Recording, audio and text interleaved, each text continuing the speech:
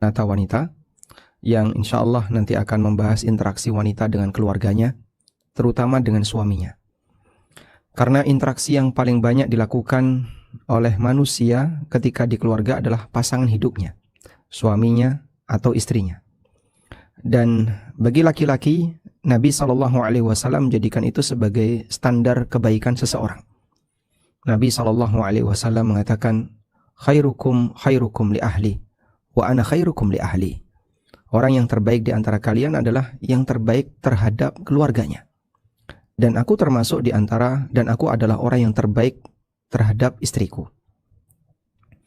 Kenapa Nabi SAW menjadikan standar kebaikan seseorang, seorang laki-laki, adalah ketika dia berinteraksi dengan istrinya? Karena manusia, sehebat apapun dia tidak akan mampu untuk bisa jaga image dalam waktu yang lama. Dan orang akan tampak akhlak aslinya, budi pekerti aslinya, ketika dia berinteraksi dengan orang dekatnya. Kalau dia berinteraksi dengan orang lain sekali dua kali ketemu, mungkin dia bisa jaim.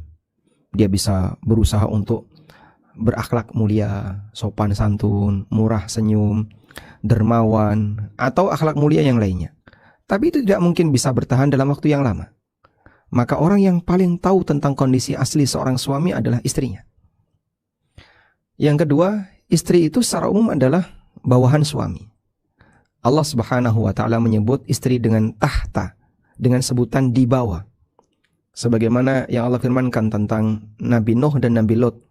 Daraballahu mathalan lilladzina kafaru imra'ata Nuhin wa imra'ata Lut kanata tahta abdaini min ibadina salihain. Mereka berdua itu di bawah dua hamba kami yang saleh. Allah Subhanahu wa taala sebut dengan tahta ibadain, tahta abdaini salihain. Coba kita lihat, daraballahu mathalan lilladzina kafaru. Di surat At-Tahrim ayat yang ke-10. Allah membuat permisalan tentang orang kafir, imra'ata Nuhin wa imra'ata Lut. Contohnya seperti istri Nuh dan istri Lut. Kanata tahta abdain. Ada kalimat tahta abdain. Kata tahta artinya di bawah. Sehingga ketika seorang berstatus sebagai istri, maka dia di bawah suami. Istri secara status dia di bawah suami. Karena suami adalah pemimpin bagi dia. Allah Subhanahu wa taala menyebut, Al-Qur'an menyebut tahta abdaini salihain, di bawah dua hambaku yang saleh. Artinya menjadi istri hambaku yang saleh. Taib. Nah, kaitannya dengan ini, ketika seorang suami berinteraksi dengan istrinya, dia mungkin merasa punya kuasa. Maka untuk bertindak jahat, semena-mena, zalim, mudah bagi dia. Istri barangkali tidak punya daya untuk melawan. Nah, di saat itulah ketika seseorang itu di posisi merasa hebat, tapi ternyata, atau di posisi dia punya kuasa, tapi ternyata dia tetap bisa jaga tawadhu, tetap bisa jaga akhlak baik, berarti memang aslinya demikian. Baik. Di saat yang sama, istri berstatus sebagai wanita terpuji ketika dia taat kepada suaminya. Sehingga Anda lihat di sini standar akhlak. Kita akan membaca tentang standar akhlak manusia. Salah satu parameternya adalah parameter keluarga. Parameter keluarga. Kenapa parameternya keluarga? Karena itu adalah interaksi yang paling banyak. Interaksi yang paling banyak dilakukan adalah interaksi dengan pasangan. Itulah interaksi dengan pasangan.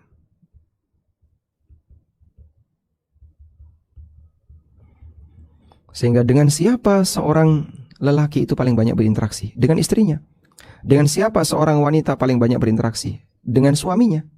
Nah, sehingga Allah Subhanahu wa taala atau Islam menjadikan interaksi itu sebagai parameter akhlak, standar akhlak manusia. Maka suami dan istri paling banyak berinteraksi.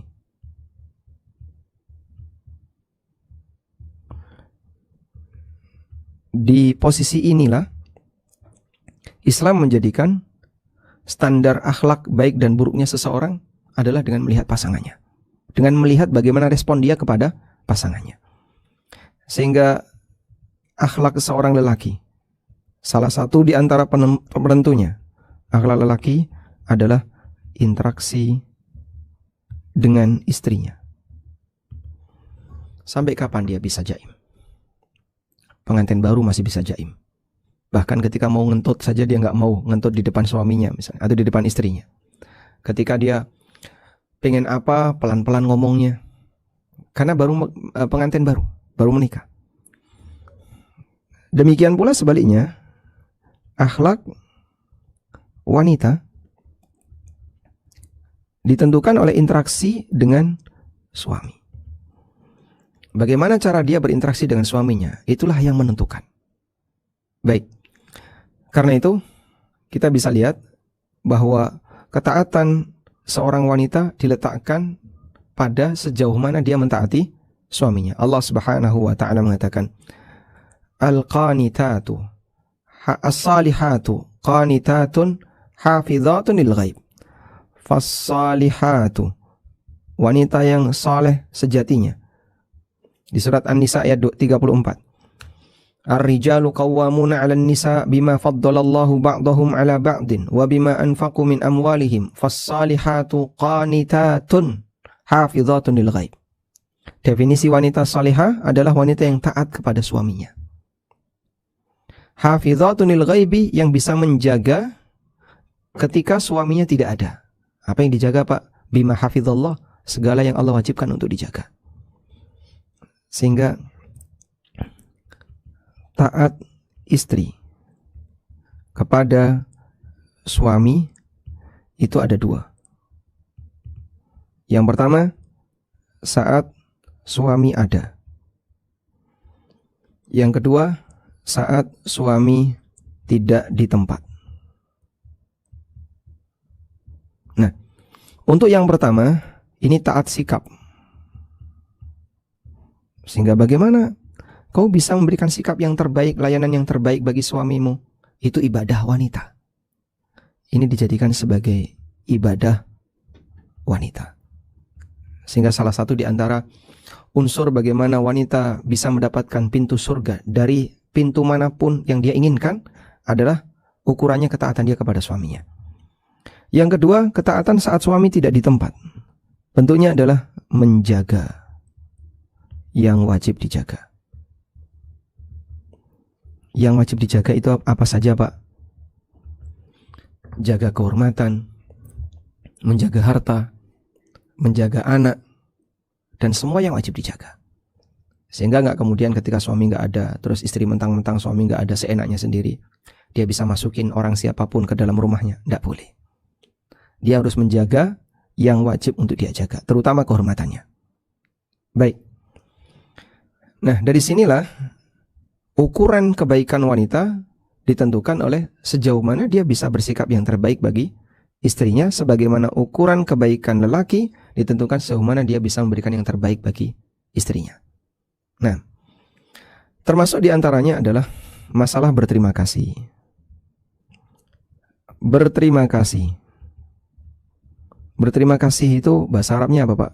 Syukur. Maka bersyukur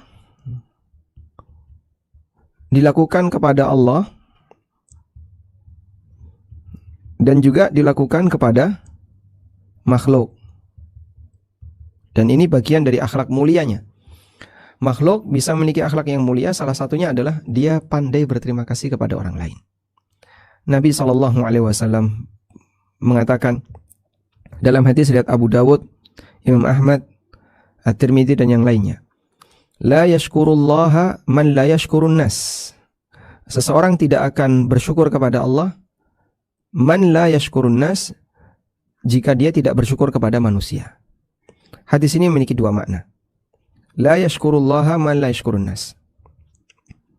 Nabi SAW bersabda, kita tuliskan hadisnya. Hadis. la yashkurullah man la yashkurun nas.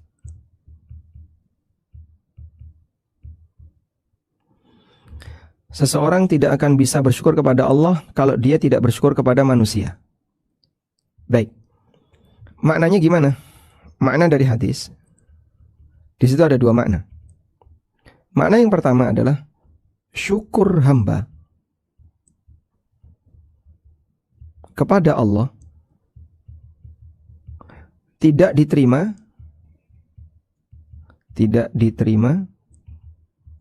jika hamba tidak bisa berterima kasih kepada manusia, kepada orang atau kepada manusia gitu ya. Manusia yang dimaksud adalah yang telah memberikan kebaikan baginya. Syukur hamba kepada Allah tidak akan diterima jika hamba tidak bisa berterima kasih kepada manusia. Masya Allah. Sampai seperti itu Pak. Iya. Sehingga man la yashkurullaha, orang tidak disebut bersyukur kepada Allah. Artinya dia belum bersyukur. Nah kalau dia sudah bersyukur gimana? Tidak diterima. Bagi siapa yang tidak bisa mensyukuri manusia, yang tidak bisa berterima kasih kepada manusia. Yang kedua, hamba, makna yang kedua ya, hamba tidak akan bisa bersyukur kepada Allah jika dia tidak bisa berterima kasih,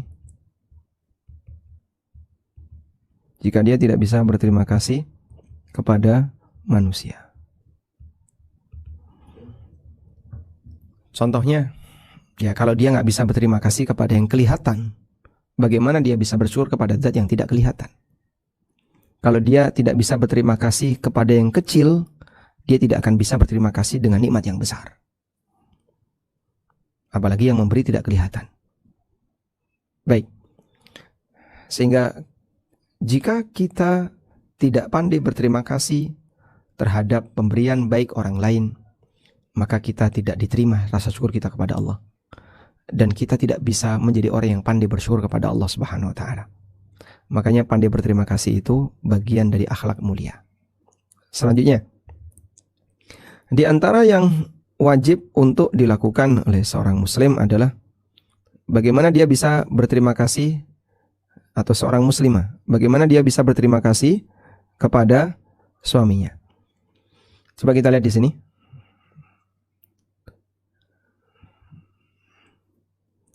Jika seorang wanita mendapatkan suami yang baik, dukung untuk melakukan kebaikan dan jangan terlalu ngatur suaminya. Sangat berbahaya ketika suami ingin berbuat baik namun dihalangi oleh istrinya, sementara hal itu tidak mengurangi hak istrinya. Ini tidak bisa baik. Nabi SAW pernah bersabda, "Wa ma ra'aitu min naqisati aqlin wa dinin aghlaba lidhi lubbin minkun." Aku tidak pernah melihat orang-orang yang kurang akal, agamanya juga kurang, namun mampu mengalahkan lelaki yang memiliki keteguhan hati seperti kalian, wahai para wanita. Hadis riwayat Muslim dan Abu Dawud. Terkadang ya, seharusnya dia bersyukur terima kasih kepada Allah dikasih suami yang saleh, dikasih suami yang punya kepedulian terhadap yang lain. Tapi istrinya menghalangi keinginan suaminya untuk berbuat baik. Contohnya Pak, suami ingin berbakti kepada orang tuanya nggak boleh. Pengen ngasih sesuatu ke orang tuanya nggak boleh. Sampai harus sembunyi-sembunyi ketika mau ngasih ke orang tuanya. Suami ketika mau mentransfer duit itu sampai harus sembunyi-sembunyi, padahal itu duit dia. Sementara itu tidak mengurangi hak istri. Atau misalnya posisi suami ingin menderma, beramal, tapi dihalangi sama istrinya. Sehingga istrinya keberatan kalau suaminya mau wakaf, istrinya keberatan kalau suaminya mau beramal, dan seterusnya. Suami Anda ingin berbuat baik, hak kamu tidak dikurangi. Seharusnya kau dukung, bukan kau halangi. Tapi Pak, aku kan gak kerja, gak punya dana, gak punya tabungan, mau beramal gak bisa. Suami gak pernah ngasih ke aku untuk beramal, adanya dipakai amal sendiri. hanya ngasih yang cukup untuk nafkah. Memang nggak kurang, cuman aku pengen beramal nggak bisa. Sehingga enak saja suami bisa beramal sementara aku nggak bisa beramal. Kenapa Anda iri seperti itu? Bukankah ketika suami ini derajatnya tinggi di surga, istri mendapatkan manfaatnya? Manfaatnya apa? Kau akan dikumpulkan dengan suamimu ketika dia berada di surga. Sehingga gak perlu takut dan khawatir ketika suami itu derajatnya tinggi dengan amalan apapun yang dia lakukan, baik dengan hartanya, kebaktiannya kepada orang tua, ibadah yang dia kerjakan, atau kegiatan sosial, selama tidak mengurangi hak istri. Suami saya ikut kegiatan A, ikut kegiatan B, sepanjang tidak mengurangi hak istri, dukung. Tapi jadinya jarang pulang, Pak. Jarang pulang berapa hari sekali. Ya kadang 2 hari baru pulang. Ya kadang seharian, dari pagi sampai malam baru pulang. Anda masih bisa berinteraksi dengan dia. Nafkah lahir batin masih dipenuhi. Ya, seharusnya kalau memang masih cukup, di mana posisi istri memang masih bisa hidup normal, nyaman, dukung itu suaminya. Tapi yang di sana, Pak, dia selalu gandeng istrinya, menemani istrinya jalan-jalan. Kau bandingin dengan apa yang tidak kau punya. Udahlah, biarin aja. Orang lain misalnya pamer kemesraan, kadang jalan bareng ketika belanja di mall atau jalan-jalan ke tempat wisata. Suami saya tidak ngajak saya seperti itu. Kau gak perlu membandingkan sesuatu yang tidak ada pada keluargamu.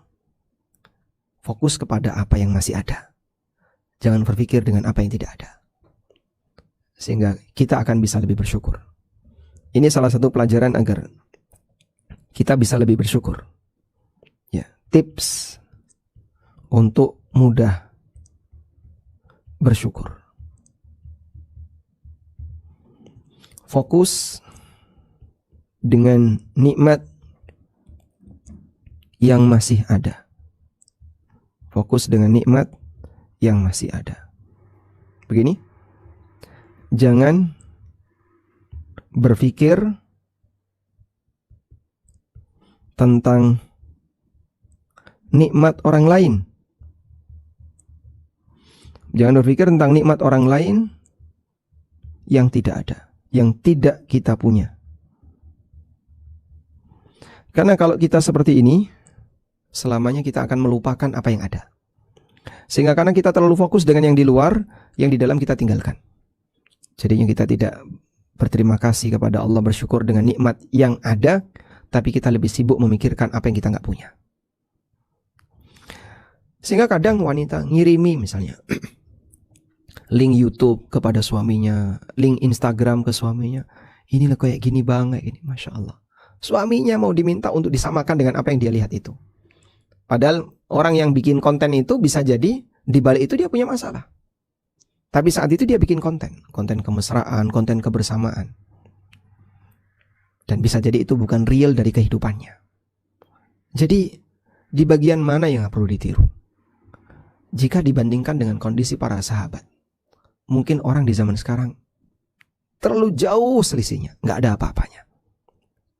Para sahabiat, sampai ketika di antara mereka yang baru saja nikah, pengantin baru, malam pertama, kemudian dia mendengar panggilan jihad, selesai hubungan badan, dia tinggalkan istrinya untuk mendatangi panggilan Rasulullah SAW dalam langkah jihad, ikut dalam kegiatan perang, sampai meninggal dalam keadaan junub. Siapa sahabat yang meninggal dalam keadaan junub? Handalah, ghasilul malaika. Handalah, setelah beliau menikah, kemudian beliau hubungan badan dengan istrinya, setelah itu berangkat jihad, mendatangi panggilan Nabi SAW. Itu kayak apa, Pak, perasaannya? Wallahu a'lam. Tapi di posisi dia baru selesai pertemuan pertama dengan istrinya, ya. Kemudian dia mengikuti panggilan Nabi SAW. Bisa jadi ya, hubungan badannya siang. Kemudian ikut berangkat menuju Uhud. Uhud dengan Madinah hanya kurang lebih 3 kilo. Sehingga setelah sampai di medan jihad, beliau wafat ketika peristiwa perang Uhud. Dicari, di mana jasadnya Handalah? Nggak nemu. Maka Nabi SAW menyampaikan, Handhalah dimandikan oleh malaikat. Maka dikenallah Handhalah ghasilul malaika. Handhalah sebagai orang yang dimandikan oleh malaikat. Kebayang gak perasaan istrinya kayak apa? Tapi tidak ada satupun sahabiat yang mereka merasa takut kehilangan suaminya, mati atau bagaimana. Padahal jihad itu pilihannya dua. Kalau nggak mati, pulang cacat. Mungkin bawa luka, mungkin ada jari yang hilang, mungkin ada tangan yang hilang, mungkin ada kaki yang pincang. Yaitu konsekuensi ketika orang perang. Karena penuh dengan senjata.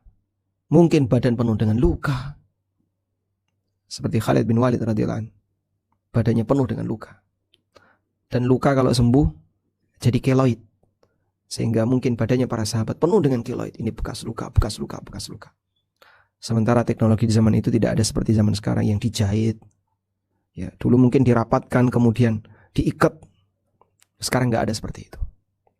Baik.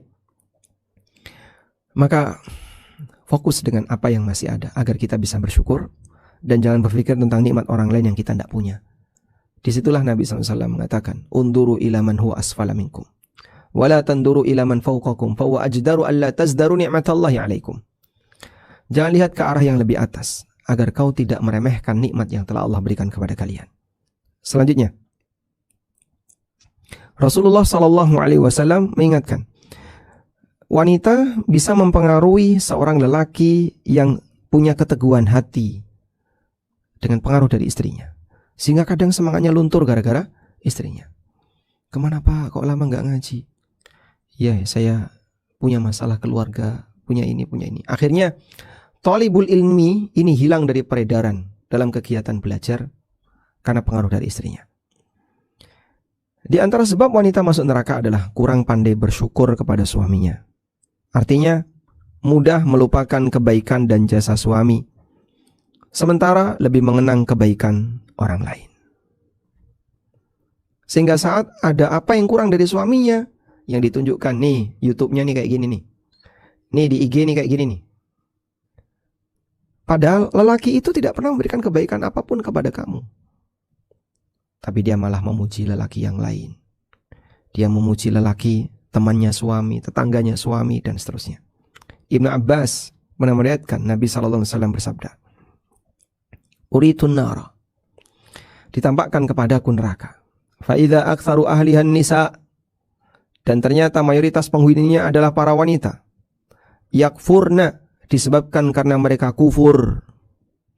Qila, lalu ada yang bertanya, ayakfurna billah, apakah mereka kufur kepada Allah? Qala yakfurnal ashir. Nabi SAW mengatakan kufur kepada suami.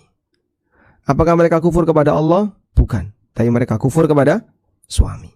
Kufur kepada suami gimana contohnya Pak? Ya dia nggak pandai berterima kasih kepada suaminya. Wa yakfurnal ihsan, dia kufur kepada kebaikan suaminya. Lau ahsanta ila ihdahun dahra. Kalau suami itu telah berbuat baik kepada istrinya sepanjang waktu, dari mulai nikah sampai usia sekarang. Sudah menikah berapa lama? 20 tahun, 30 tahun. Dan selama itu dia terima nafkah dari suaminya. Tsumma ra'at minka syai'an. Ternyata dia kemudian melihat ada sisi yang kurang dari suaminya. Qalat, wanita itu langsung berkomentar, ma ra'aitu minka khairan qat. Aku tidak melihat kebaikan sedikit pun pada dirimu. Masya Allah. Sebabnya apa? Karena dia terlalu fokus melihat apa yang ada pada orang lain. Sehingga dia tidak fokus dengan nikmat yang ada. Ya kayak tadi. Suaminya disuruh seperti yang di YouTube. Suaminya disuruh seperti yang di IG. Ya. Dan terkadang perasaan suami mau marah gimana? Mau emosi bagaimana? Mau komentar bingung. Nanti kalau mau komentar malah dikomentari sama istrinya. Kamu gak bisa kayak gitu, jadinya kamu marah. Taib. Ini contoh posisi ketika seorang wanita dia tidak bisa bersyukur kepada suaminya. Hadis sahih riwayat Bukhari Muslim. Dan satu hal ya, Nabi SAW memberikan ancaman. Itu ternyata menjadi penyebab kenapa dominan wanita masuk neraka. yang barangkali diremehkan, tapi ternyata itu musibah besar. Sehingga kadang ibu-ibu, itu kan bapak udah biasa gue gituin, bapak udah biasa saya sikapi kayak gitu. Kau anggap itu biasa, padahal itu besar di sisi Allah Subhanahu wa ta'ala. Yahsabunahu hayyinan wa huwa 'indallahi 'azim. Ini satu ayat yang layak untuk kita ingat-ingat ya, berkaitan dengan masalah dosa. Terkadang orang menyangka itu hal yang mubah, hal yang ringan, padahal itu hal yang berat di sisi Allah Subhanahu wa ta'ala.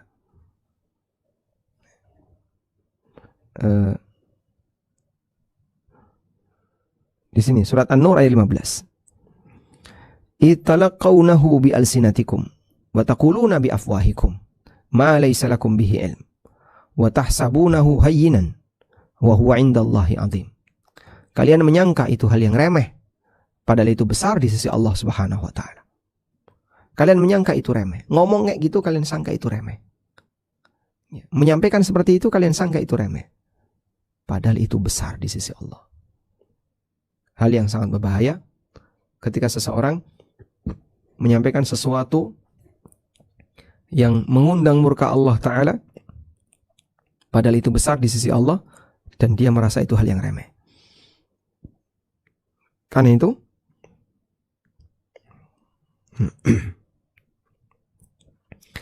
belajar menghargai jasa dan kebaikan orang lain sangat ditekankan dalam Islam. Walaupun pasangan suami istri sudah bercerai, Allah mengajarkan agar mereka tetap menghargai jasa mantan pasangannya. Menghargai jasa orang lain, menghargai kebaikan orang lain, akhlak yang mulia. Sampai pun ketika terjadi perceraian, Allah Subhanahu wa ta'ala ingatkan, jangan kau lupakan jasa mantan pasanganmu, agar tidak saling mendolimi. Allah Subhanahu wa ta'ala berfirman, wa an ta'fu aqrabu littaqwa wa la tansawul fadla bainakum. Kalau kalian memaafkan, itu lebih dekat kepada takwa. Lalu Allah mengatakan, wa la tansawul fadla bainakum, dan janganlah kalian melupakan jasa baik yang terjadi di antara kalian. Itu istri yang jadi mantan, itu wanita yang jadi mantan istrimu, dulu pernah nyuguhkan kopi kepadamu, dulu pernah menciti kamu ketika kamu sedang kelelahan, dulu pernah ini, pernah ini, pernah ini. Itu kebaikan mantan istrimu. Itu lelaki yang menjadi mantan suamimu, dulu pernah ngasih ini, ngasih ini, ngasih ini. Sekarang dia jadi mantan suamimu. Wala tansawul fadla bainakum. Janganlah kalian melupakan kebaikan jasa yang terjadi di antara kalian. Sebab jasa baik itu selalu layak untuk diberi ucapan terima kasih, walaupun orangnya sudah berpisah. Salah satu tujuannya adalah agar tidak saling mendolimi. Sehingga kadang ya, terjadilah perceraian antara suami istri. Kebaikan suami bertahun-tahun dilupakan. Baik. Kebaikan istri bertahun-tahun dilupakan. Akhirnya pasca cerai mereka masih bermusuhan, masih saling dendam. Lebih diingat sisi keburukan yang terjadi daripada kebaikannya. Apalagi kalau sudah ada lelaki yang lain yang siap untuk nadai. Ada lelaki yang lain yang siap untuk menampung dia. Masya Allah. Tayyib. Sehingga di sini kita perlu belajar untuk menghargai. Kalau memang Anda sebagai wanita yang telah banyak diberikan kebaikan oleh suami, bersyukurlah dengan cara berterima kasih kepada suami. Selanjutnya, ketika ada masalah keluarga yang tidak bisa diselesaikan berdua, Allah mengajarkan agar diselesaikan melalui dua orang bijaksana sebagai penengah yang mewakili masing-masing suami dan istri. Sehingga jika begini, A dan B sedang tegang, A dan B ini sedang tegang.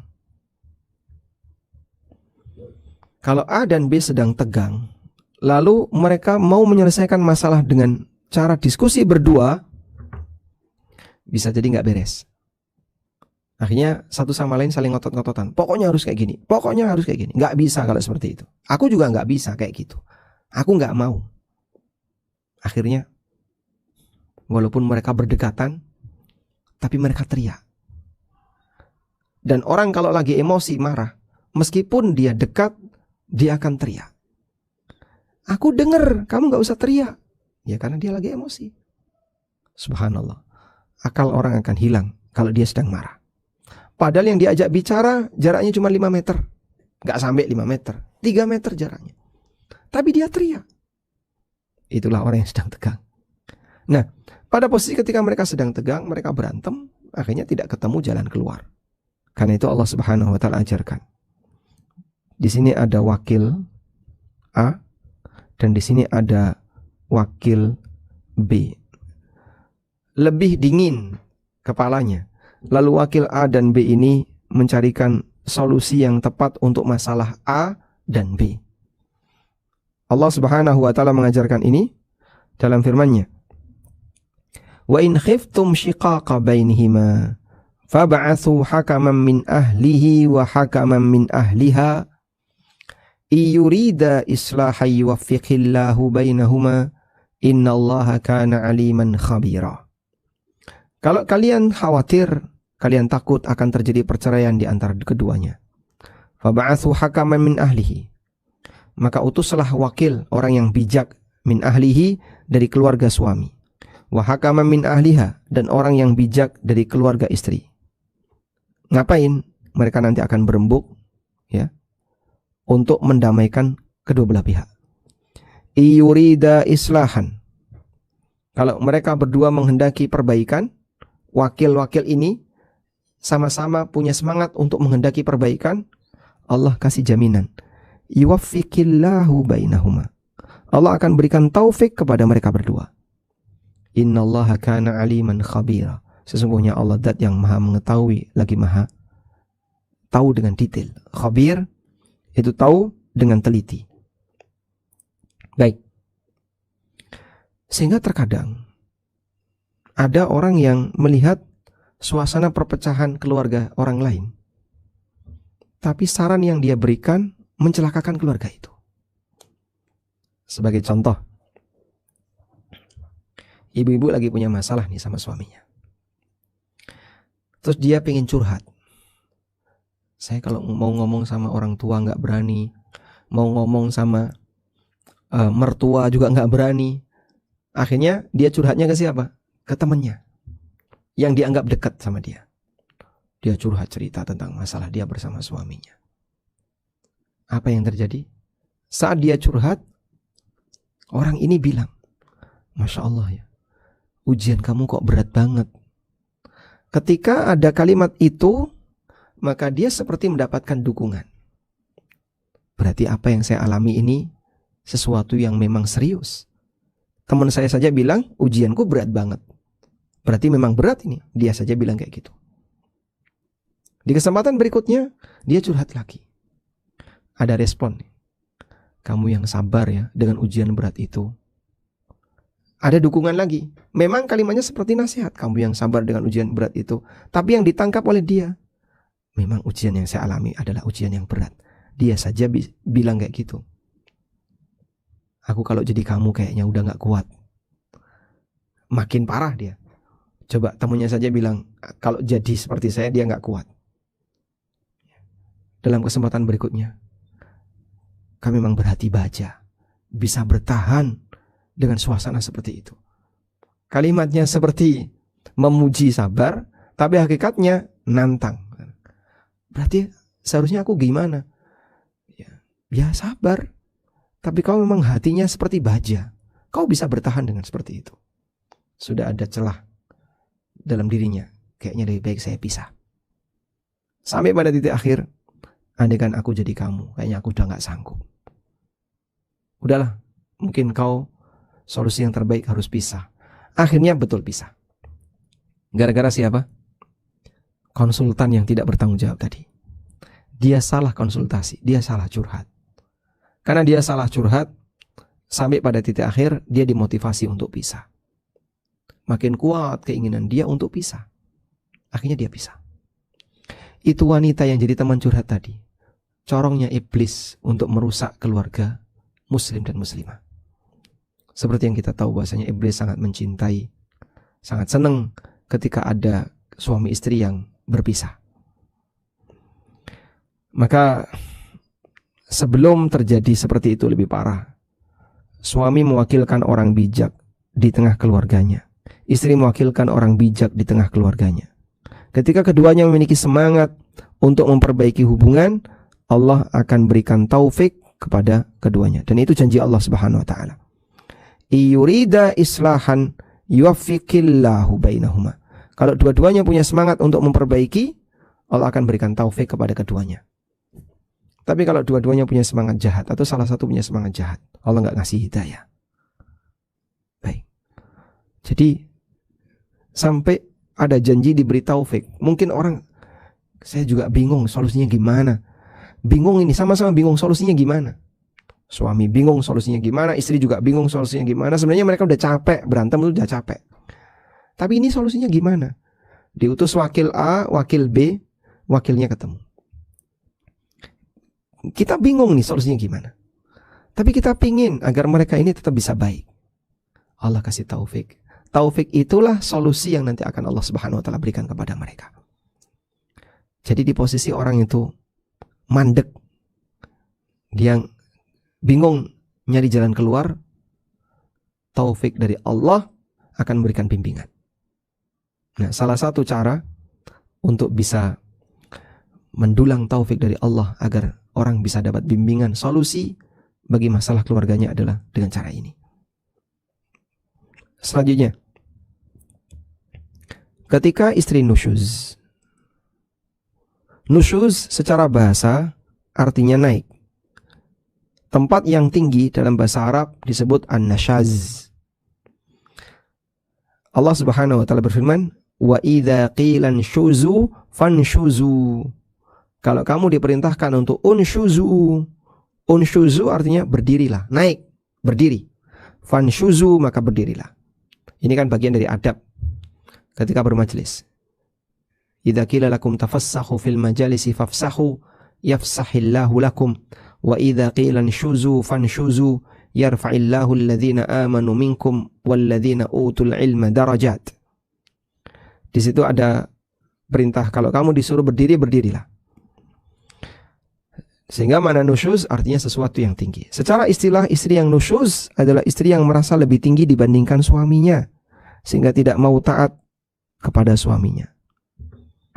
Dia merasa lebih tinggi daripada suaminya, padahal dia pendek, misalnya lebih pendek daripada suaminya, tapi sombongnya lebih tinggi daripada suaminya.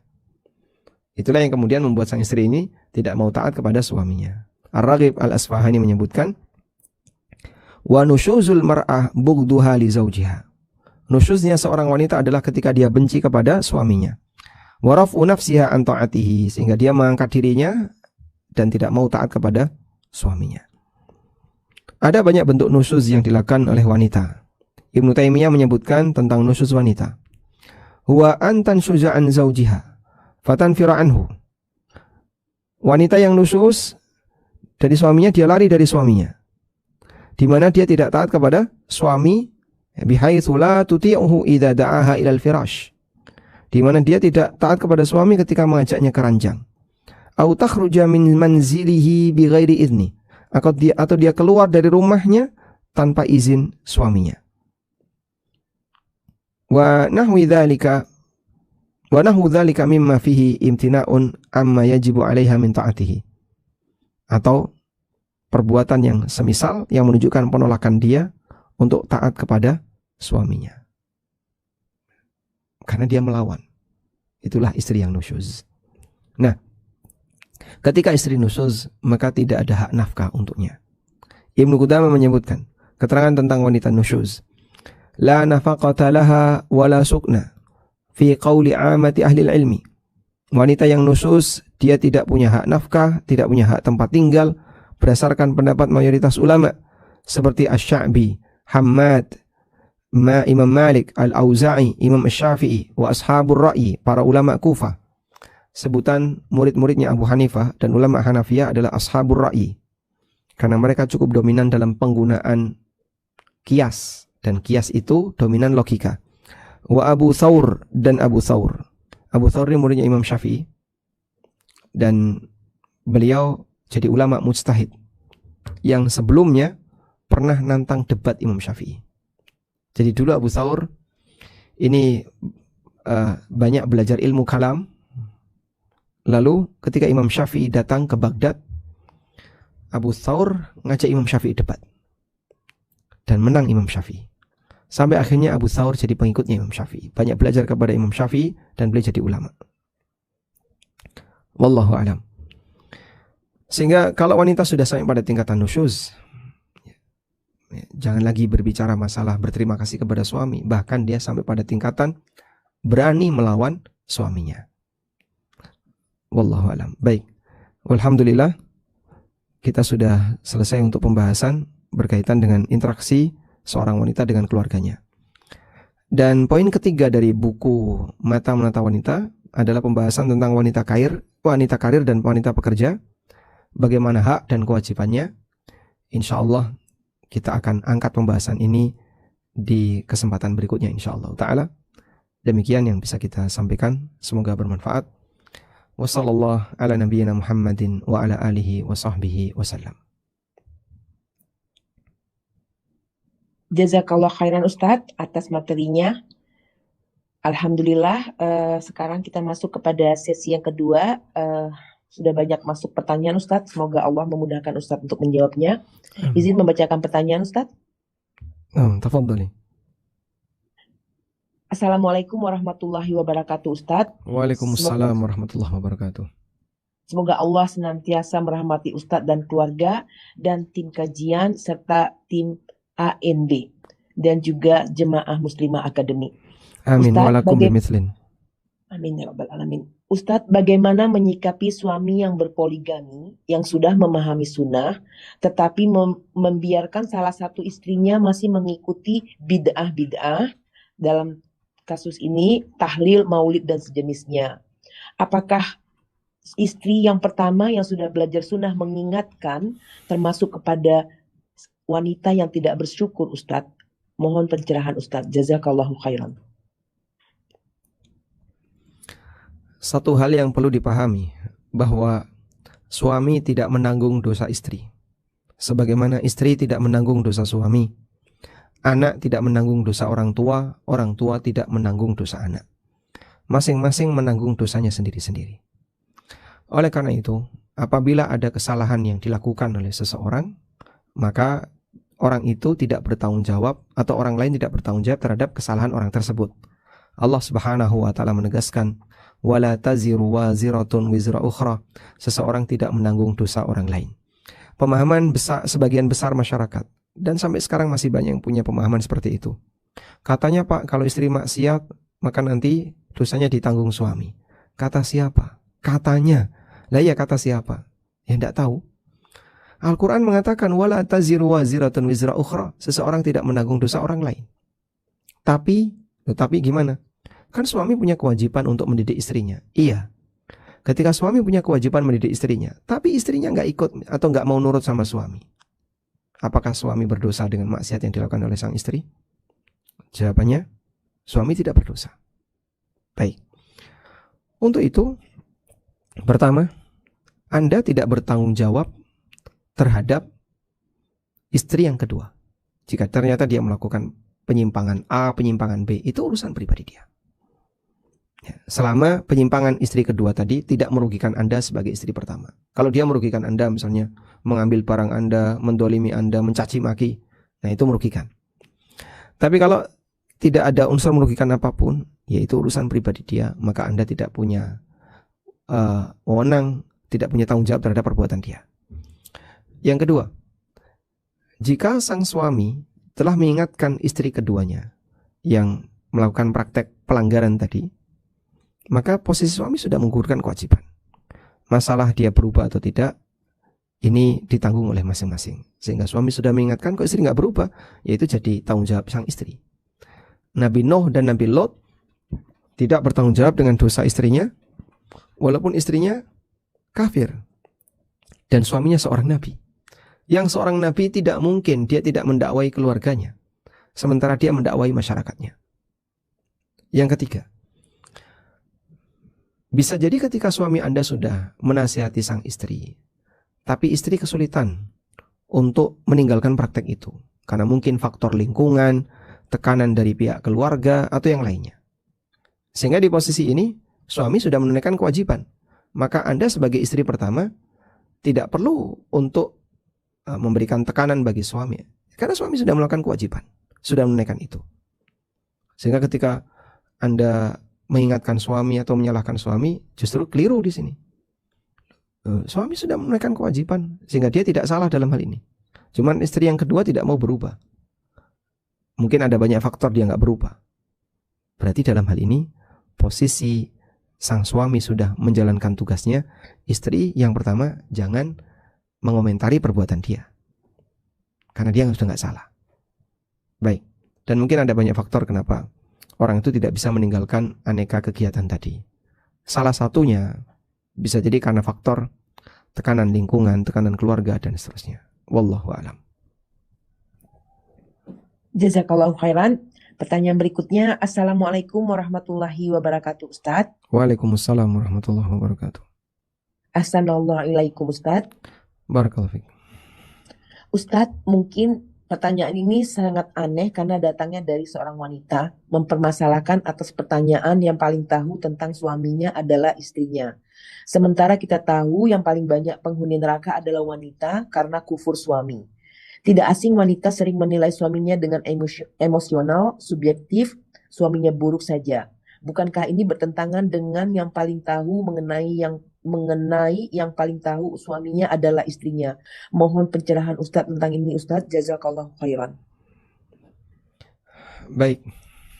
Bedakan antara menilai dan menyikapi ya.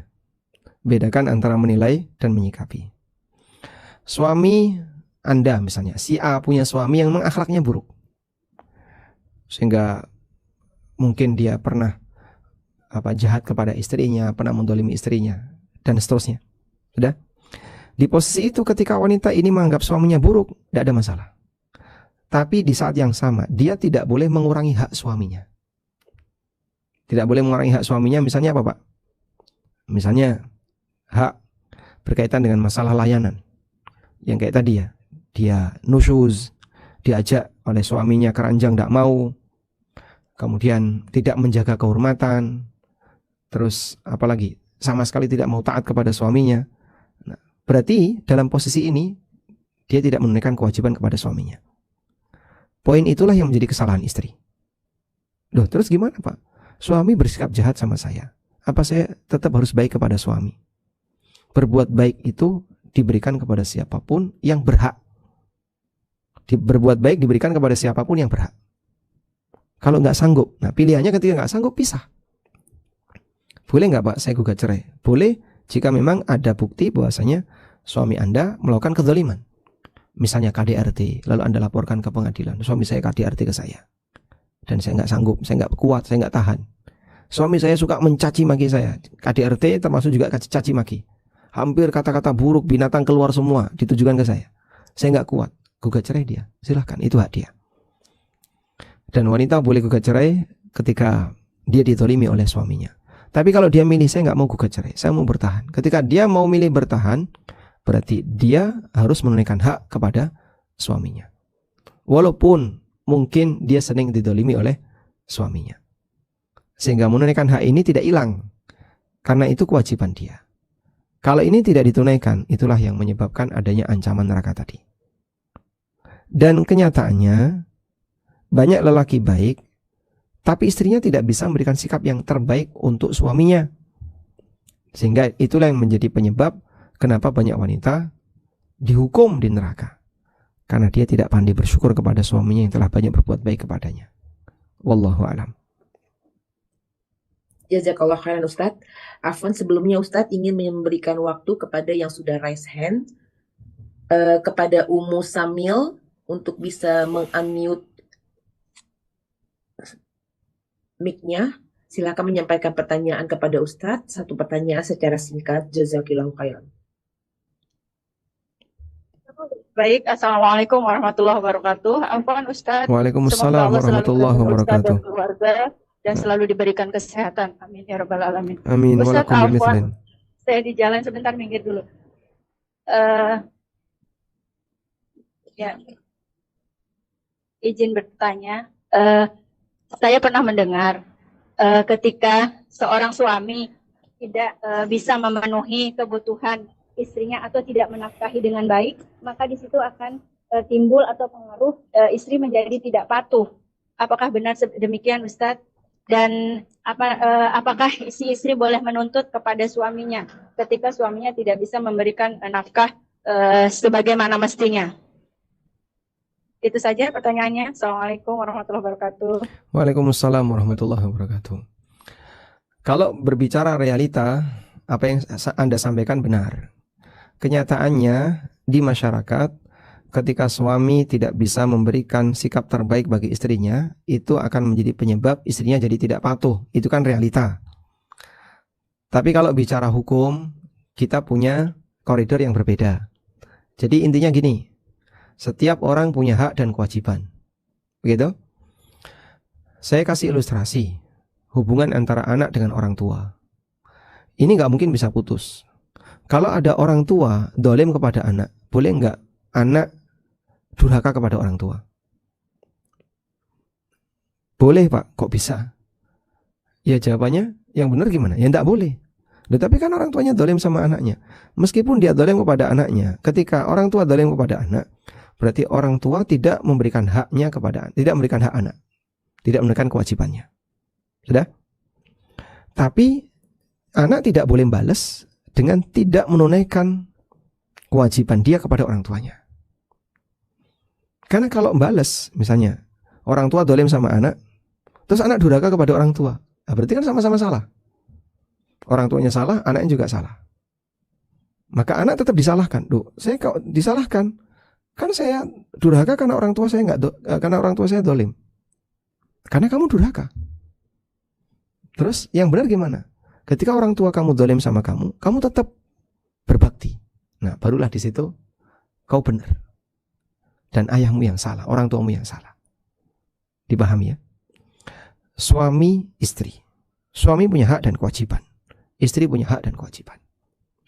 Di posisi ketika suami tidak menunaikan kewajibannya kepada istri, dia dolim sama istrinya. Tapi boleh nggak ketika itu istri tidak menunaikan kewajibannya kepada suaminya?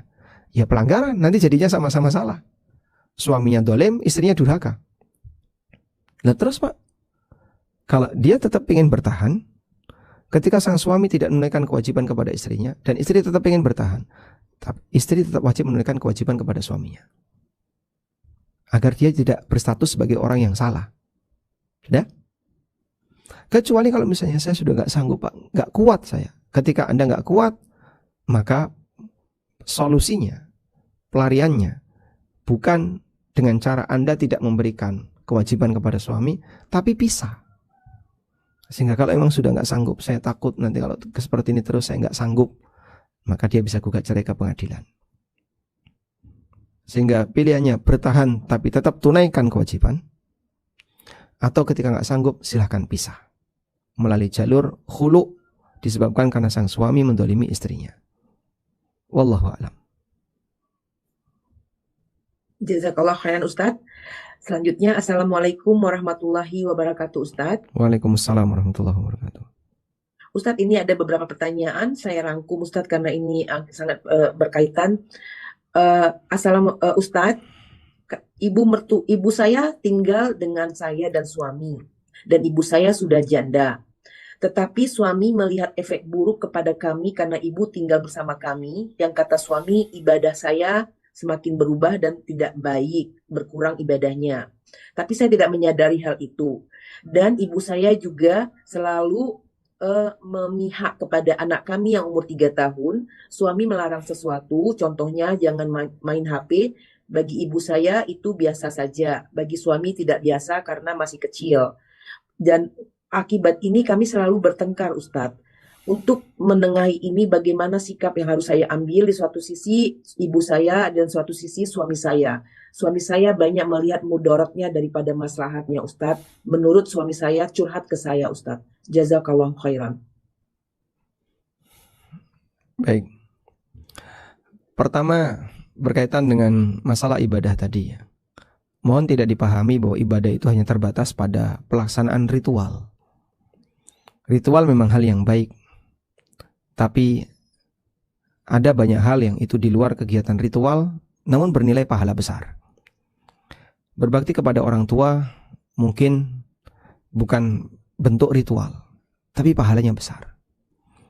Dulu ada 2 ulama, kakak beradik. Saat malam hari, yang satu sholat, yang satu mijitin ibunya. Sehingga saudaranya ini, dia nggak sholat, nggak qiyamul lail, tapi mijitin ibunya. Terus dia komentar, aku tidak merasa ibadahku lebih rendah daripada ibadah saudaraku yang qiyamul lail, yang sholat. Karena aku mijitin ibu. Sehingga dia meyakini berbakti kepada ibu juga bagian dari ibadah. Nah, mungkin pemahaman ini juga yang perlu disampaikan ke suami Anda, bahwasanya kalau memang terjadi hal yang kurang untuk ibadah sunnah, baik sholat duha atau qiyamul lail pada diri sang istri, tapi waktu tersebut dipakai untuk melayani ibu misalnya, maka sang suami perlu memahami bahwa melayani ibu ini juga bagian dari ibadah. Baik. Yang kedua, berkaitan dengan masalah pendidikan terhadap anak. Memang terkadang cara menyayangi anak dengan kakek nenek, orang tua dengan kakek nenek itu beda. Ya, kita sepakat itu beda ya.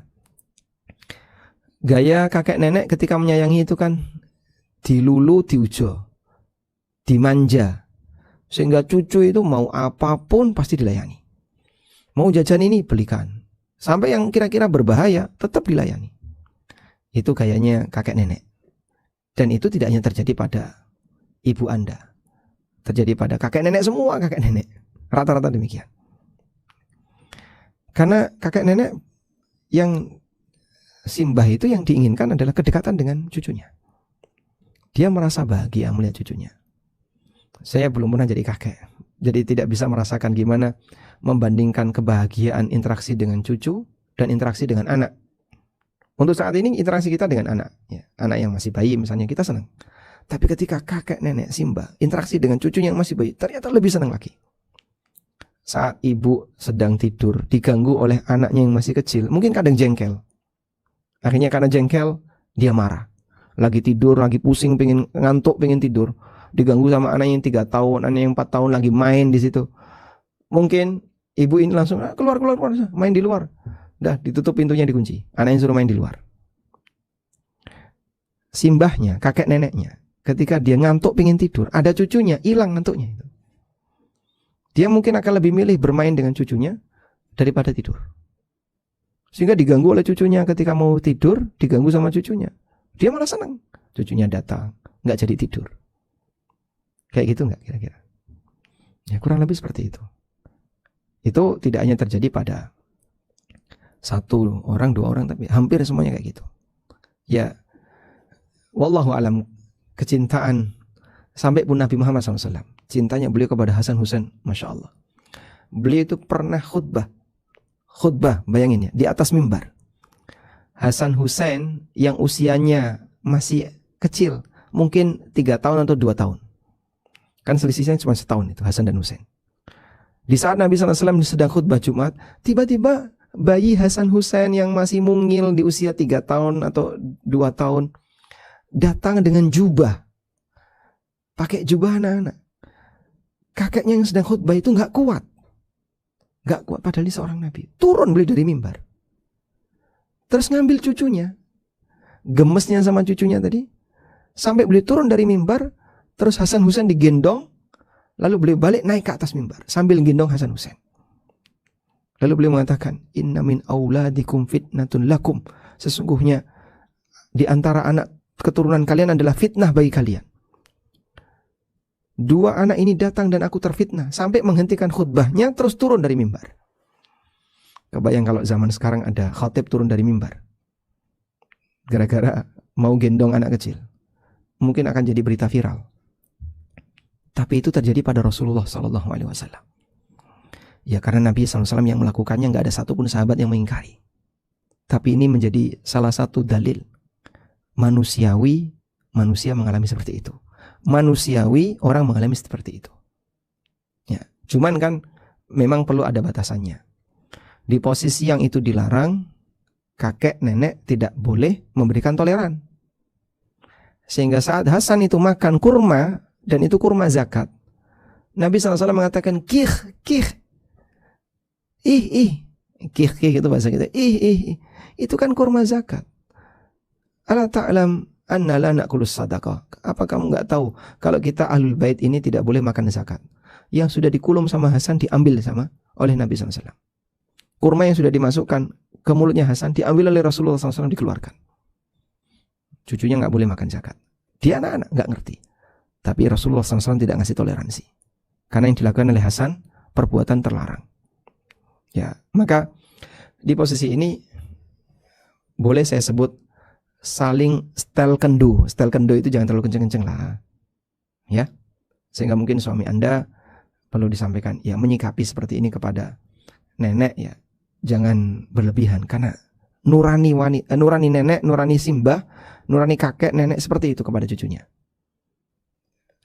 Dimanja, diujo, dilulu, dibiarkan, yang penting cucunya senang. Tapi hal yang sama ibu juga diperingatkan. Kalau itu sesuatu yang membahayakan bagi anak, jangan diizinkan. Jangan malah difasilitasi. Nah, ada kerjasama di sini. Ya mudah-mudahan masing-masing bisa saling memahami, dan Anda juga bisa bersabar ya, untuk menjadi penengah yang baik antara keduanya. Tapi satu hal yang barangkali perlu juga Anda pahami, bahwa kebaktian istri kepada suami seharusnya nomor satu. Baru kemudian kepada orang tuanya. Karena sekarang Anda berada di bawah di bawah tanggung jawab suami. Nah, ya mungkin nanti Anda bisa sampaikan ke ibu apa yang kira-kira nyaman bagi ibu, dan suami juga coba lebih membuka toleransi. Yang salah itu ibunya istri, bukan istri. Sehingga ketika yang salah ibunya istri, ya kalau dia menyalahkan istri, ya ini salah tempat. Tapi Pak, curhatnya suami ke istri. Ya istri silakan nampung untuk nanti disampaikan ke ibu. Tapi di sini yang keliru ibu misalnya, bukan anaknya ibu. Wallahu a'lam. Jazakallah khairan Ustadz. Pertanyaan berikutnya. Assalamualaikum warahmatullahi wabarakatuh Ustadz. Waalaikumsalam warahmatullahi wabarakatuh. Barakallahu fikum Ustadz. Semoga Allah selalu menjaga Ustadz dan tim ANB. Amin walakum bimithlin. Ustadz, jika suami istri terkena ujian ketika suami sudah tidak bisa mencukupi nafkah keluarga lagi, dan istri memiliki karir yang baik, selalu pendapatan lebih dari suami sejak sebelum suami pensiun, dan selalu dominan bisa memenuhi kebutuhan keluarga. Suatu ketika istri meninggalkan suami karena suami tidak berpenghasilan lagi. Apakah ini termasuk nusus Ustadz? Alasan menuntut cerai karena suami tidak bisa memberikan nafkah. Apakah ini sikap yang dibenarkan? Jazakallahu khairan. Baik. Istri boleh gugat cerai ketika suaminya tidak memberikan nafkah kepadanya. Dan gugat cerai itu bukan nusyuz ya. Nusyuz itu dia nggak mau pisah, tapi dia nggak mau taat. Itu nusyuz. Sehingga kalau di posisi suami nggak bisa ngasih nafkah, kok istrinya minggat, sementara dia tidak gugat cerai, dia tetap pengen bersama, pengen suami istri. Saya nggak enak kalau disebut janda. Ya, sementara saya sudah lanjut usia. Nanti kalau jadi janda, lelaki mana yang mau nikah sama saya? Dan itu pun kalau dapat lelaki yang baru, bisa jadi dia juga sendiri yang capek. Harus memenuhi kebutuhan suami barunya misalnya. Sehingga dia bertahan di situ. Tapi di posisi yang sama, dia nggak mau taat sama suami. Di titik inilah istri ini disebut nusyuz. Sang istri ini disebut nusyuz. Karena dia melawan suaminya, nggak mau taat sama suaminya. Tapi kalau saya ingin pisah, mengambil pilihan yang kedua, saya ingin pisah, silahkan, itu hak Anda. Karena Anda tidak mendapatkan jatah nafkah dari sang suami, dan Anda berhak untuk gugat cerai dari suami. Di posisi ini ketika Anda gugat cerai, maka lakukan jalur yang tepat, misalnya melalui pengadilan, atau ya jalur yang ada secara resmi di negara kita yang melalui pengadilan, sehingga nanti pengadilan akan memutuskan untuk menceraikan pasangan suami istri ini. Wallahu a'lam. Pertanyaan berikutnya, Assalamualaikum warahmatullahi wabarakatuh Ustadz. Waalaikumsalam warahmatullahi wabarakatuh. Ini ada 2 pertanyaan, saya gabung ya Ustadz. Ustadz, bagaimana menyikapi suami yang suka memberikan uang atau membantu keluarga secara sembunyi-sembunyi? Ketika ditegur, akhirnya menimbulkan keributan. Dan ketika suami memberi, saya sekarang sudah berasa ikhlas selama saya dinafkahi. Tetapi kalau saya ada masalah, saya malah dianggap istri yang tidak bersyukur. Kalau seandainya saya minta lebih atau minta ada masalah saya perlu dipenuhi. Bagaimana saya bersikap seperti ini Ustadz? Dan yang berikutnya juga Ustadz tentang suami yang royal kepada keluarga dan ibunya, tetapi seenaknya saja menafkahi istrinya atau memberi dengan ala kadarnya saja. Bagaimanakah istri-istri seperti ini harus bersikap Ustadz? Mohon pencerahannya. Jazakallahu khairan. Barakallahu fiik. Terkadang karena tekanan membuat suami itu jadi lebih lebih sensitif terhadap istrinya. Sehingga misalnya gara-gara istrinya nggak ridho ketika suaminya ngasih ke keluarganya. Awal-awal dulu, waktu itu masih ngasih sedikit, tapi istri komentar misalnya. Terus suami diam-diam ketika ngasih, jangan sampai tahu istrinya. Ketika ketahuan, istri menegur, komentar. Akhirnya dia jadi sensitif. Kalau sensitif, dia akan pasang barrier. Gimana caranya untuk mengamankan diri kalau ternyata istrinya menegur dia atau komentar. Dan itu akan membuat hubungan jadi kurang baik. Andaikan dari awal misalnya suami ngasih, istri ridho, bahkan didukung. Ya kalau emang mau ngasih ya silakan. Kewajiban seorang anak memberikan nafkah kepada orang tuanya yang nggak mampu misalnya. Kewajiban seorang anak untuk berbakti kepada orang tuanya. Kalau dia nggak bisa datang secara fisik, minimal datang secara biaya, ngasih hadiah uang kepada orang tuanya. Sehingga suami akan lebih terbuka. Karena tidak ada bagian yang perlu dia takuti. Dia mau transfer berapapun, istrinya oke. Dan di posisi itu bisa jadi suami akan memberikan yang lebih kepada istrinya. Ya. Karena karakter orang kalau dia dalam posisi takut, dia akan pasang jarak. Akhirnya malah semuanya penuh dengan kecurigaan. Jadinya saat dikritik atau ditegur, wah itu bisa emosi. Dan pelampiasan emosi salah satunya adalah ketika istri butuh gak dikasih. Ya, kamu saja ketika saya ngasih ke orang tua kamu melarang. Sekarang kamu butuh, kau minta, aku gak mau ngasih. Kurang lebih seperti itu. Ini hanya masalah bagaimana memberikan toleransi terhadap sikap. Dan bagaimana mencairkan sikap. Sekarang coba terus terang saja, ya, sampaikan bagaimana kondisi Anda sejatinya. Misalnya sebagai istri Anda bilang ke suami, saya sekarang akan dukung kamu kalau kamu mau ngasih ke orang tua, dan aku akan tetap taat kepada kamu dengan catatan kau kasih saya nafkah yang cukup. Ya. Nanti masalah angkanya berapa dan seterusnya kembali kepada uruf yang berlaku di masyarakat. Intinya jangan sampai menimbulkan suami merasa tertekan saat dia mau memberikan sesuatu kepada keluarganya. Itu kesalahan cukup fatal dan terkadang membuat suami jadi sangat tidak nyaman dengan istrinya. Sekali dua kali ketika ditegur, nanti lama-lama suami akan sensitif jadinya. Baik. Lalu sepanjang kebutuhan Anda tercukupi, dalam posisi Anda bisa hidup normal, beraktivitas juga bisa normal, berarti sebenarnya hak Anda sudah tertunaikan. Kalau mau minta lebih dari itu Pak, ya lebih dari itu kalau di luar kebutuhan pokok, sifatnya bukan kewajiban suami. Misalnya untuk belanja A, belanja B yang itu bukan kebutuhan pokok, itu di luar kewajiban suami. Wallahu a'lam. Ustadz, ini ada tambahan tentang suami yang berpenghasilan tinggi. Contohnya penghasilan suami 15 juta, menafkahi istri hanya 800.000.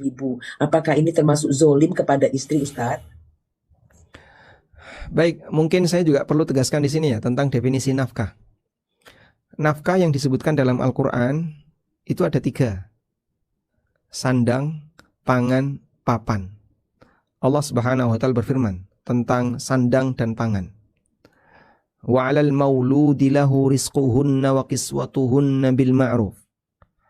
Bagi para lelaki dia punya kewajiban rizquhunna wa kiswatuhunna bil ma'ruf. Memberikan rizki, maksudnya rizki di situ adalah makanan, wa kiswah dan pakaian.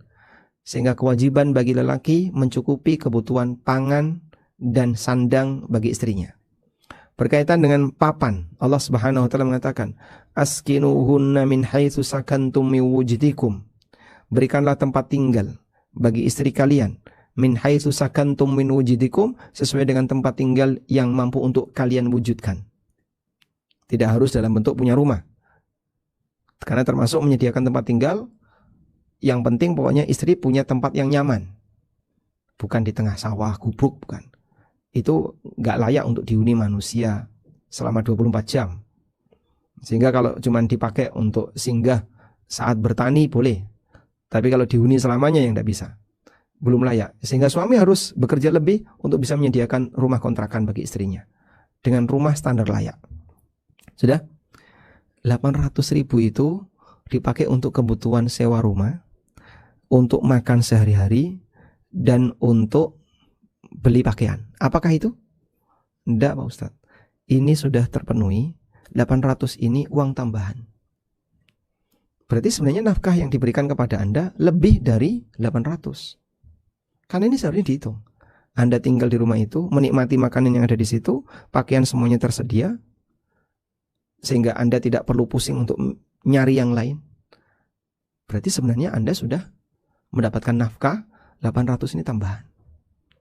Ya mungkin Anda tidak punya uang jajan untuk beli A, beli B, melebihi dari 800 tadi. Tapi semua nafkah Anda tercukupi. Baik. Kecuali kalau misalnya 800 ya, ini untuk kontrak rumah, 800 sehari. 800 sebulan. 800 sebulan, biaya kontrak 200. Terus apa lagi? Makan 500. Nanti beli baju tinggal 100 berarti ya. Kamu nyicil 100. Sehingga nanti selama sekian bulan dapat baju baru. Kalau itu berarti memang nafkah Anda net 800. Tapi kalau Anda sudah tercukupi, makanan tercukupi, pakaian tercukupi, kemudian apa lagi? Kendaraan motor juga ada, lalu kebutuhan listrik ada, semuanya ada. Anda dikasih duit 800. Ini berarti tambahan dari nafkah. Begitu kalau kita pakai standar dalil ya. Ya, tapi Pak tidak lebih banyak daripada ibu-ibu yang lain. Nah, kembali lagi, kalau terlalu fokus dengan apa yang ada pada orang lain, Anda akan melupakan apa yang ada pada diri Anda. Wallahu a'lam. Jazakallah khairan Ustadz. Ini banyak sekali pertanyaan yang masuk Ustadz. Kira-kira berapa pertanyaan lagi ya Ustadz? Ya. Dan ada juga yang raise hand dua jemaah di Zoom. Baik, silakan dilanjutkan aja. Mungkin 3 pertanyaan lagi.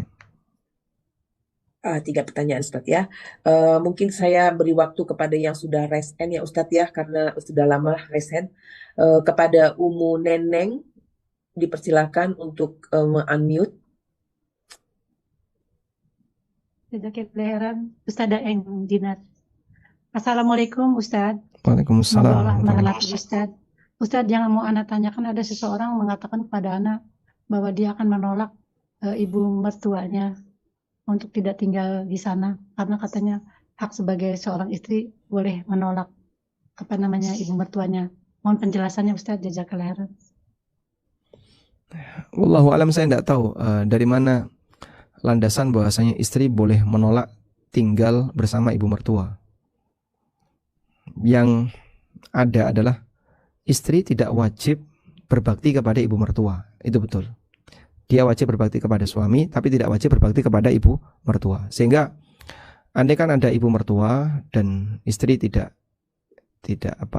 memberikan pelayanan, itu tidak berdosa. Baik. Tapi kalau diperintahkan oleh suaminya, tolong ibu saya disediakan A, disediakan B, maka ketaatan dia karena suaminya, bukan karena ibu mertuanya. Bisa dipahami ya? Namun tentu bukan berarti bahasanya disarankan bagi istri untuk tidak menjalin hubungan yang baik, interaksi yang baik dengan ibu mertua. Ini salah paham. Tidak wajib berbakti bukan berarti bertindak jahat. Sama dengan Anda tidak wajib berbakti kepada tetangga. Apakah harus jahat sama tetangga? Tidak. Bahkan kita juga dianjurkan, ditekankan berbuat baik kepada tetangga. Berbakti itu ketaatan didasari oleh keyakinan bahwasanya ini perintah agama. Tapi kalau Anda melayani dalam rangka untuk menjaga interaksi yang baik, menjalin keakraban dengan ibu mertua, ini amal saleh dari seorang muslimah kepada muslimah yang lain. Apalagi muslimah ini adalah ibu dari suami dia. Baik. Sementara pernyataan bahwa wanita berhak menolak untuk tinggal bersama ibu mertuanya, saya nggak tahu dari mana pernyataan itu berasal. Karena ketika dia berhak, berarti ketika suami menggabungkan, ini pelanggaran terhadap hak istri. Saya nggak tahu. Kalau yang bersangkutan bisa menyebutkan penjelasan dalilnya atau penjelasan dari keterangan para ulama salaf, mungkin bisa disampaikan ke kami agar bisa dijadikan sebagai bahan pelajaran bagi kami. Wallahu a'lam. Jazakallah khairan Ustadz. Pertanyaan berikutnya, Assalamualaikum warahmatullahi wabarakatuh Ustadz. Waalaikumsalam warahmatullahi wabarakatuh. Jazakumullah khairan Ustadz atas semua materinya, sangat banyak ilmu yang kami dapat. Ustadz, izin bertanya, suami Ahna membangunkan rumah untuk ibunya sudah 2 kali. Pertama rumah dijual lalu dibeli lagi dan rumah dijual lalu beli satu rumah lagi dan direnovasi. Sedangkan kami, anak-anaknya, istrinya masih mengontrak. Bagaimana hukumnya jika seperti ini Ustadz? Apakah salah Ana sebagai istri jika merasa hak kami, anak dan istri tidak diprioritaskan? Apakah ini termasuk istri yang tidak bersyukur Ustadz? Baik. Anda sudah disediakan rumah walaupun kontrak. Berarti kewajiban suami menyediakan tempat tinggal sudah ditunaikan. Perintah Allah askinuhunna min haitsu sakantum min wujdikum. Berikan tempat tinggal bagi istri kalian sesuai dengan tempat tinggal yang mampu kalian sediakan. Itu sudah selesai dengan cara dikontrakkan tadi. Karena bukan syarat harus menyediakan rumah untuk dia beli kemudian ditempati. Karena mau ngontrak maupun memiliki sendiri sama-sama tempat tinggal. Hanya saja bedanya kalau ngontrak Anda harus selalu bayar dan mungkin Anda akan pindah. Kalau itu rumah sendiri mungkin Anda tidak pindah-pindah. Sudah? Yang kedua, barangkali di sini ada pertimbangan.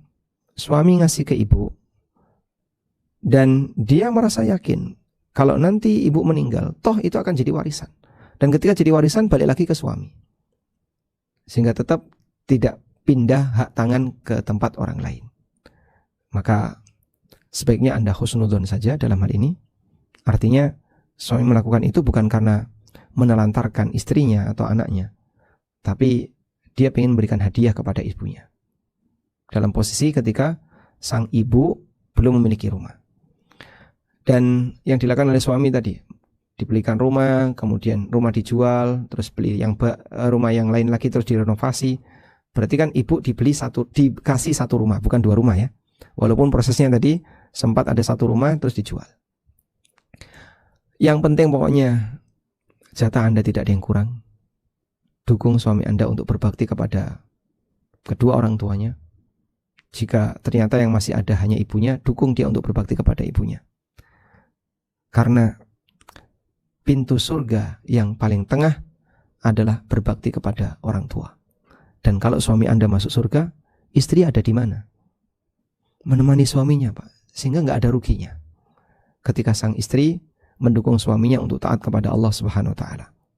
Wallahu a'lam. Baik, satu lagi. Mungkin satu lagi kita berikan kesempatan kepada yang resen ya Ustadz ya. Kepada Ummu Aulia dipersilakan untuk meng-unmute mic-nya. Baik, syukron Kak Admin. Assalamualaikum warahmatullahi wabarakatuh, Ustaz. Waalaikumsalam warahmatullahi wabarakatuh. Allah senantiasa memberikan keberkahan dan kesehatan pada Ustaz dan keluarga. Amin walakum bimithlin. Izin bertanya ini, kalau misalnya ada seorang suami yang mungkin etos kerjanya kurang maksimal dan inisiatifnya dalam perencanaan keluarga itu kurang maksimal, Ustaz ya. Seperti misalnya dengan kemampuan dia memberi nafkah kepada keluarga misalkan tidak maksimal ya. Artinya kan kurang nafkahnya. Nah, terus karena merasa mampunya hanya seperti itu, jadi ya seperti apa ya bahasanya, nerimo gitu ya Ustaz. Tidak berusaha untuk lebih, kayak misalnya ingin memberi lebih kepada keluarga. Dalam masalah pendidikan juga, ya udah mampunya segitu, nggak terus misalnya hanya segitu, ya udah sekolahnya sekolah negeri yang gratis misalnya gitu. Sementara istrinya merasa masih bisa maksimal, istri membantu untuk kebutuhan sehari-hari, terus mengikhtiarkan gimana supaya anak bisa sekolah yang lebih baik, misalnya di pesantren yang lebih mahal misalnya gitu Ustaz. Cuman kan di sini akhirnya terkesan istrinya tuh jadi lebih dominan gitu Ustaz, mengatur atau mengatur keluarga gitu. Karena suaminya nih kalau misalnya istri pengen sesuatu yang lebih baik untuk keluarganya, ya suami cuma ya udah terserah misalnya, udah serahkan ke istri kayak gitu-gitu Ustaz jadinya. Nah, kalau kondisinya istri jadi lebih dominan seperti ini, apa ya namanya, tidak taat atau jadi nusus atau jadi, karena nanti kan biasa ya Ustaz akan ada mungkin istri bercakap-cakap dengan suaminya dalam intonasi yang lebih tinggi pada saat suaminya juga tidak mengambil sikap tegas seperti itu Ustaz. Mungkin karena lingkungan pendidikan keluarganya juga ya saat suami dari keluarga yang didikannya orang tua yang nerimo, nggak pernah menuntut lebih banyak dari anak gitu kan. Jadi inisiatif suami untuk mencari nafkah pun juga tidak lebih. Sementara istri itu dari gadis sudah jadi tulang punggung keluarga yang kalau kurang-kurang apa dari keluarganya berusaha maksimal untuk bisa memenuhi gitu loh Ustaz. Pengen tahu aja istrinya ini termasuk yang tidak taat suami atau bagaimana Ustaz? Mohon pencerahan penjelasan Ustaz. Syukran jazakallahu khairan wa barakallahu fiik. Baik. Abdullah bin Mas'ud radhiyallahu anhu, istrinya itu lebih kaya daripada beliau. Istrinya diceritakan, insya Allah nanti di pembahasan tentang wanita karir kita akan lihat contoh wanita karir di zaman Nabi SAW. Di antaranya adalah istrinya Ibnu Mas'ud, namanya Zainab. Zainab ini beliau punya produksi tertentu. Produksi barang tertentu. Sementara suaminya Abdullah bin Mas'ud secara kemampuan ekonomi rendah. Beliau miskin. Sampai ketika Zainab mau bayar zakat, itu dia bayar zakat ke suaminya. Sehingga istri ngasih zakat ke suami. Berarti kan Ibnu Mas'ud itu termasuk 8 asnaf. 8 asnaf ini yang mana Pak Ibnu Mas'ud Pak? Enggak mungkin beliau seorang budak, beliau juga bukan amil, tapi diberi oleh istri sebagai orang miskin. Itu kebayang kalau di zaman sekarang. Kayak apa itu Pak ya? Seorang istri sampai ngasih zakat ke suaminya. Karena nggak mampu. Sehingga apa yang diperoleh oleh Ibnu Mas'ud dikasihkan kepada istri sebagai nafkah, habis sudah. Ibnu Mas'ud sudah nggak punya apa-apa. Tapi istrinya orang kaya. Dia pengrajin sesuatu lalu dijual. Dari hasil itu sampai bisa bayar zakat. Bisa bayar zakat kan berarti orang kaya. Dia punya harta senilai 85 gram emas, 20 dinar. Sekarang kurang lebih 230-an juta. Bahkan lebih ya. Lalu kok bisa Pak? Iya, seperti itu realitanya. Maka mungkin kalau kita bicara kasus ini kan kasus, ada banyak kasus keluarga. Dan kita mau berbicara bagaimana pendekatan syar'i terhadap kasus-kasus ini. Kasus keluarga A tentu saja tidak bisa dijawab dengan kasus keluarga B. Kasus keluarga B tidak bisa dijawab dengan kasus keluarga C. Dan seterusnya. Maka pendekatan yang mungkin saya arahkan untuk Anda yang mengalami kasus keluarga seperti tadi. Istrinya lebih aktif untuk menjadi tulang punggung keluarga. Suaminya kerja tapi mungkin kurang. Sehingga nerimo apa yang ada. Dia mengambil yang mampu dijangkau. Ya silahkan istri bantu, tapi tidak boleh sampai pada tingkatan nusyuz. Nusyuz itu bangkang, gak mau nurut, kemudian apalagi. Intinya yang membuat suami jadi tidak bisa mengendalikan dia. Dia tidak taat sama suaminya. Tapi kalau dia bantu, kemudian kalau sekolah di SD nanti diajari apa? Udah kamu sekolah aja di sekolah ini. Tapi biayanya kurang. Ya sudah, nanti bapak punya berapa, saya bantu berapa. Agar biayanya cukup. Hanya sebatas itu, alhamdulillah, mudah-mudahan nanti jadi amal tambahan bagi sang ibu yang telah membantu ekonomi keluarga. Tapi dia tetap harus taat kepada suaminya. Wallahu a'lam. Baik, mungkin itu yang bisa kita bahas. Semoga apa yang kita bahas ini menjadi kajian yang bermanfaat. Allahumma anfa'na bima 'allamtana wa 'allimna ma yanfa'una warzuqna ilma. Wa sallallahu ala nabiyyina Muhammadin wa ala alihi wa sahbihi wa sallam. Wa akhiru da'wana anil hamdulillahi rabbil alamin.